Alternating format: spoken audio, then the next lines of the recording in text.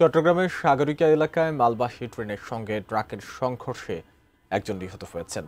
বন্দর থেকে পণ্যবাহী ট্রেন চলাচল বন্ধ রয়েছে।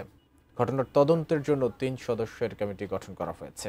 এ বিষয়ে বিস্তারিত জানাতে যুক্ত হচ্ছেন প্রতিনিধি মনিরুল ইসলাম পারভেজ। সরাসরি যুক্ত হচ্ছি তার সঙ্গে। পারভেজ, চট্টগ্রামের সাগরিকা এলাকায় একটি মালবাহী ট্রেনের সঙ্গে ট্রাকের ধাক্কা এবং একজন মারা গেছেন।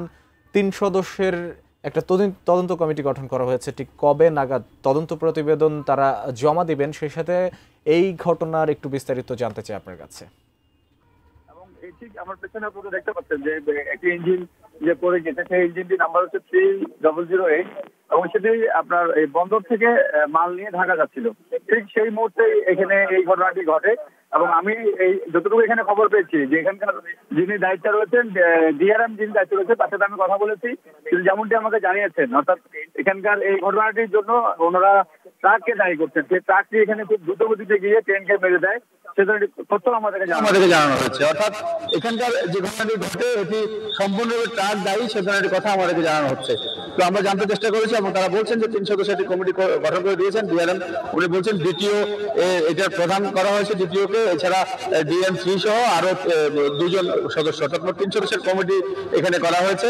এবং এই ট্রাকটির মধ্যে আমরা কিছু মাল দেখতে পেয়েছি, সেগুলো আবার রোহিঙ্গাদের জন্য কিছু খাদ্য সামগ্রী আমরা দেখতে পেয়েছি।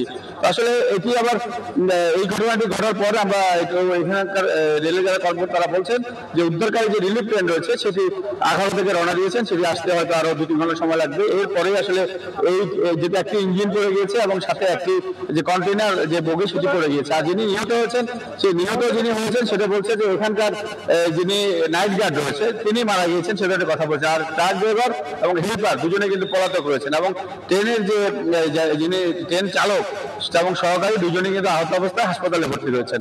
তো আপাতত সব মিলে এখানকার বর্তমান পরিস্থিতি হচ্ছে এতটুকুই যে রেলের ইঞ্জিনের ড্রাইভার এবং চালক হাসপাতালে, আর এখানকার যিনি মারা গেছেন তিনি এখানকার নাইট গার্ড, আর ট্রাকের চালক এবং হেল্পার ওরা দুজনে কিন্তু পলাতক। তো আপাতত সাগরিকা থেকে আমার কাছে এখান থেকে এতটুকুই রয়েছে।